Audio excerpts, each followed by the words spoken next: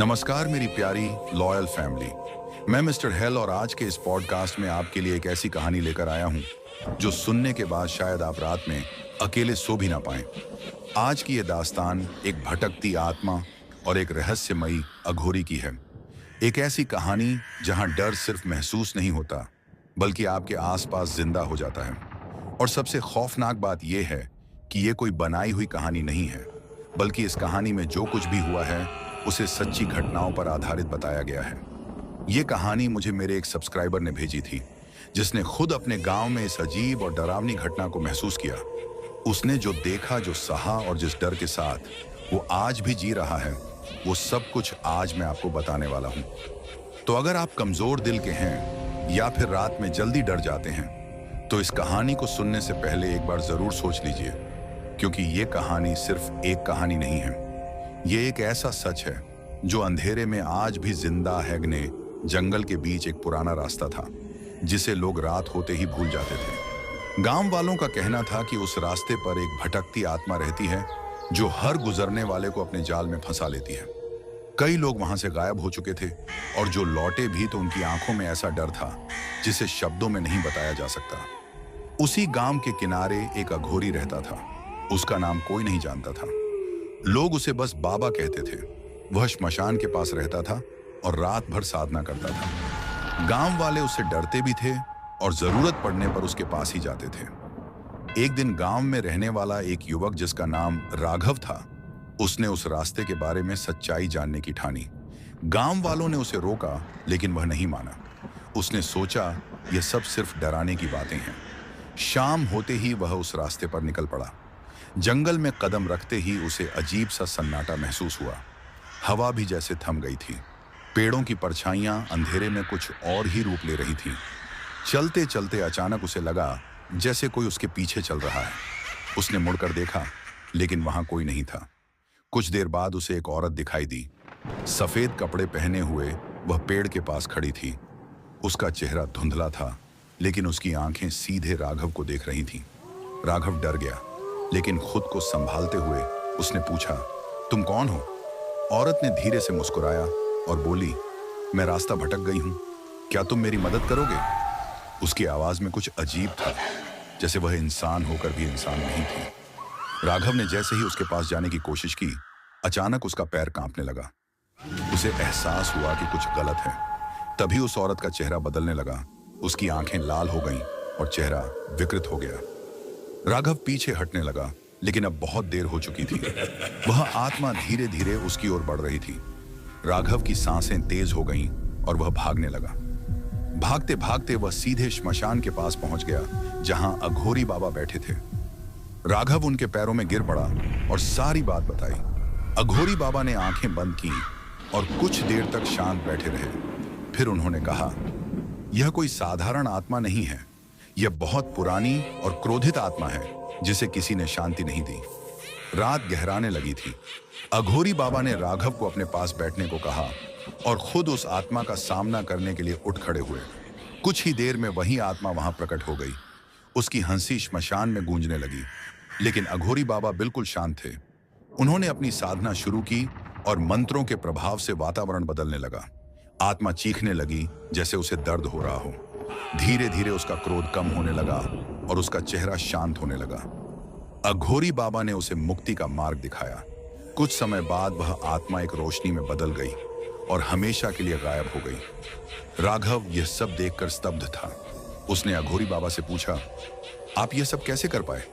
बाबा ने सिर्फ इतना कहा, हर आत्मा को शांति चाहिए और हर डर के पीछे एक अधूरी कहानी होती है। उस दिन के बाद वह रास्ता फिर कभी डरावना नहीं रहा। लेकिन गांव वाले आज भी कहते हैं कि अगर अघोरी बाबा न होते तो वह आत्मा आज भी भटक रही होती। उस घटना के बाद राघव की जिंदगी पूरी तरह बदल गई। पहले जो बातें उसे अंधविश्वास लगती थीं, अब वह उन्हें हल्के में नहीं लेता था। लेकिन उसके मन में एक सवाल बार बार उठता था कि आखिर वह आत्मा इतनी क्रोधित क्यों थी और उसकी अधूरी कहानी क्या थी। अगले दिन राघव फिर अघोरी बाबा के पास गया। श्मशान में वही सन्नाटा था, लेकिन अब उसे उतना डर नहीं लग रहा था। बाबा ध्यान में बैठे थे। राघव ने उनके सामने बैठकर इंतजार किया। कुछ देर बाद बाबा ने आंखें खोली और बिना कुछ पूछे ही बोले, तुम उस आत्मा के बारे में जानना चाहते हो? राघव चौंक गया, लेकिन उसने हाँ में सिर हिला दिया। बाबा ने धीमी आवाज में कहना शुरू किया, वह आत्मा एक समय इस गांव की ही रहने वाली थी। उसका नाम गौरी था। वह बहुत सीधी और शांत स्वभाव की लड़की थी, लेकिन उसके साथ एक भयानक अन्याय हुआ था। सालों पहले कुछ लोगों ने लालच और धोखे में उसे उसी जंगल में मार दिया था। उसकी आत्मा को कभी शांति नहीं मिली, क्योंकि उसका सच दबा दिया गया और उसके लिए कोई न्याय नहीं हुआ। राघव के चेहरे पर गुस्सा साफ दिख रहा था। उसने पूछा, वो लोग कौन थे? बाबा ने कहा, अब वह सब इस दुनिया में नहीं है, लेकिन उनके कर्मों का बोझ अभी भी उस जगह पर था। उसी दर्द ने गौरी की आत्मा को भटकने पर मजबूर कर दिया। राघव कुछ देर तक चुप रहा, फिर उसने कहा, क्या सच सामने लाया जा सकता है? बाबा ने उसकी आंखों में देखा और बोले, सच कभी छिपता नहीं है, लेकिन उसे उजागर करने के लिए हिम्मत चाहिए। राघव ने तय कर लिया कि वह इस रहस्य को पूरी तरह खत्म करेगा। उसने गांव के बुजुर्गों से बात करनी शुरू की। शुरू में कोई कुछ नहीं बोला, लेकिन धीरे धीरे एक बूढ़े आदमी ने सच्चाई बताई। उसने बताया कि गौरी के साथ गांव के ही कुछ ताकतवर लोगों ने गलत किया था और फिर उसे मारकर जंगल में छोड़ दिया था। डर और शर्म के कारण किसी ने आवाज नहीं उठाई। राघव ने यह सब सुनकर फैसला किया कि वह इस सच्चाई को सबके सामने लाएगा। उसने गांव में सबको इकट्ठा किया और पूरी कहानी बता दी। सच सुनते ही गांव में हलचल मच गई। लोगों को अपने पुराने डर और चुप्पी पर शर्म आने लगी। उसी रात राघव फिर अघोरी बाबा के पास गया। बाबा ने कहा, आज अंतिम काम बाकी है। दोनों उस जगह पहुंचे जहां गौरी की आत्मा पहली बार दिखाई दी थी। वहां पहुंचकर बाबा ने साधना शुरू की और राघव को कहा कि वह मन से गौरी से क्षमा मांगे। राघव ने आंखें बंद की और सच्चे दिल से कहा कि अब उसका सच दुनिया के सामने आ चुका है और उसे न्याय मिल गया है। कुछ ही क्षणों में एक हल्की रोशनी फिर से प्रकट हुई, लेकिन इस बार उसमें डर नहीं था, बल्कि शांति थी। जैसे ही वह रोशनी धीरे धीरे आकाश में विलीन हुई, पूरे जंगल का वातावरण बदल गया। हवा फिर से बहने लगी और पेड़ों की सरसराहट में अब डर नहीं था। अघोरी बाबा ने कहा, अब उसकी आत्मा को मुक्ति मिल चुकी है। राघव ने गहरी सांस ली, जैसे उसके दिल का बोझ भी हल्का हो गया हो। कुछ दिनों बाद अघोरी बाबा अचानक गायब हो गए। किसी को नहीं पता चला कि वह कहाँ गए, लेकिन गांव के लोग आज भी कहते हैं कि जब भी किसी जगह पर कोई भटकी हुई आत्मा होती है, तो कहीं ना कहीं एक अघोरी उसे रास्ता दिखाने जरूर आता है। और उस जंगल का रास्ता अब सिर्फ एक रास्ता नहीं रहा, बल्कि एक कहानी बन गया, जिसने लोगों को सिखाया कि डर से ज्यादा खतरनाक है चुप रहना और अन्याय को सहना। समय बीतता गया, लेकिन उस घटना की छाया गांव के लोगों के मन से पूरी तरह कभी नहीं गई। अब जंगल शांत था, लेकिन रात के गहरे सन्नाटे में कुछ अजीब सी बेचैनी फिर भी महसूस होती थी। राघव अब पहले जैसा नहीं रहा था। वह अक्सर श्मशान के पास बैठकर सोचता रहता। अघोरी बाबा के अचानक गायब हो जाने ने उसके मन में एक खालीपन छोड़ दिया था। उसे लगता था कि कहानी अभी पूरी नहीं हुई है। एक रात जब चांद आधा था और आसमान में हल्का धुंधलापन था, राघव को फिर वही अजीब एहसास हुआ, जैसे कोई उसे बुला रहा हो। यह आवाज डरावनी नहीं थी, बल्कि बहुत धीमी और खामोश थी। वह बिना सोचे समझे जंगल की ओर चल पड़ा। जैसे ही वह उस जगह पहुंचा जहां गौरी की आत्मा को मुक्ति मिली थी, वहां हवा अचानक ठंडी हो गई। पेड़ एक अजीब सी लय में हिलने लगे, जैसे कोई अनदेखी शक्ति वहां मौजूद हो। अचानक उसके सामने एक परछाई उभरी। राघव का दिल तेजी से धड़कने लगा, लेकिन इस बार उसने भागने की कोशिश नहीं की। वह वहीं खड़ा रहा। परछाई धीरे धीरे साफ होने लगी, लेकिन यह गौरी नहीं थी, यह कुछ और था। इसका रूप अधूरा था, जैसे कई चेहरों का मिश्रण हो। उसने धीमी आवाज में कहा, तुमने एक आत्मा को मुक्त किया, लेकिन इस जगह पर कई और दर्द छिपे हुए हैं। राघव समझ गया कि यह जंगल सिर्फ एक आत्मा का ठिकाना नहीं था, बल्कि कई अधूरी कहानियों का घर था। उसने हिम्मत जुटाकर पूछा, तुम कौन हो? वह आवाज फिर गूंजी, मैं उन सबकी पीड़ा हूं जिन्हें कभी न्याय नहीं मिला। इतना सुनते ही आसपास का वातावरण भारी हो गया। राघव को महसूस हुआ कि उसके चारों तरफ अनगिनत आंखें उसे देख रही हैं। वह तुरंत अघोरी बाबा को याद करने लगा। अचानक पीछे से एक जानी पहचानी आवाज आई, डर को अपने ऊपर हावी मत होने दो। राघव ने मुड़कर देखा। अघोरी बाबा वहां खड़े थे। उनका चेहरा पहले से ज्यादा गंभीर था। उन्होंने कहा, यह स्थान बहुत पुराना है। यहाँ सिर्फ एक नहीं बल्कि कई आत्माएं भटकती रही हैं। राघव ने पूछा, अब क्या करना होगा? बाबा ने कहा, हर आत्मा को अलग अलग शांति नहीं दी जा सकती जब तक इस जगह की जड़ को नहीं समझा जाए। उन्होंने जमीन पर हाथ रखा और आंखें बंद कर ली। कुछ ही क्षणों में उन्हें सब कुछ दिखाई देने लगा।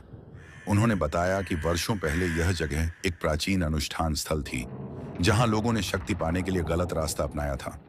उसी के कारण यहाँ नकारात्मक ऊर्जा फैल गई और जो भी अन्याय हुआ उसकी आत्माएं यहीं बंध गईं। राघव ने गहरी सांस ली और कहा, तो क्या इसे खत्म किया जा सकता है? बाबा ने कहा, हाँ, लेकिन इसके लिए बहुत बड़ी साधना करनी होगी और खतरा भी उतना ही बड़ा होगा। राघव ने बिना झिझक कहा, मैं तैयार हूं। उस रात अघोरी बाबा ने एक कठिन साधना शुरू की। चारों ओर अग्नि की लपटें उठने लगीं और हवा तेज हो गई। अचानक चारों तरफ से आवाजें आने लगीं, रोने की चीखें, गुस्से की पुकारें और दर्द की गूंज। राघव ने खुद को संभाले रखा। बाबा ने जोर से मंत्रोच्चार किया और अपनी शक्ति से उस नकारात्मक ऊर्जा को तोड़ने लगे। कुछ देर बाद वह परछाई फिर सामने आई, लेकिन इस बार कमजोर थी। धीरे धीरे वह कई छोटी रोशनियों में बदलने लगी, जैसे हर आत्मा को एक अलग राह मिल रही हो। आखिरकार एक तेज प्रकाश पूरे जंगल में फैल गया और फिर सब कुछ शांत हो गया। सुबह होने पर जंगल वैसा नहीं था जैसा पहले था। अब वहां एक अजीब सी शांति थी, लेकिन उसमें डर नहीं था। अघोरी बाबा ने राघव की ओर देखा और कहा, अब यह स्थान मुक्त हो चुका है। राघव ने पूछा, और आप? बाबा हल्का सा मुस्कुराए और बोले, मेरा काम पूरा हो चुका है। इतना कहकर वह धीरे धीरे धुंध में गायब हो गए। इस बार राघव ने उन्हें रोकने की कोशिश नहीं की। उसे पता था कि कुछ लोग इस दुनिया में सिर्फ दूसरों को रास्ता दिखाने आते हैं। गांव के लोग अब उस जंगल से नहीं डरते थे, लेकिन वह उसे हमेशा सम्मान से देखते थे।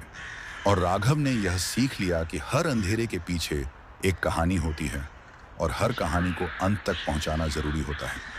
कई साल बीत गए, गांव बदल गया था। लोग अब उस जंगल से नहीं डरते थे, बल्कि उसे एक पवित्र जगह की तरह मानते थे। वहां अब कोई चीख नहीं सुनाई देती थी, कोई परछाई पीछा नहीं करती थी। सब कुछ शांत था, लेकिन राघव के अंदर कहीं ना कहीं एक अधूरापन अभी भी बाकी था। राघव अब उम्र में बड़ा हो चुका था। उसके चेहरे पर अनुभव की गहराई थी, लेकिन आंखों में वही सवाल अब भी जिंदा था, क्या सच में सब खत्म हो चुका है?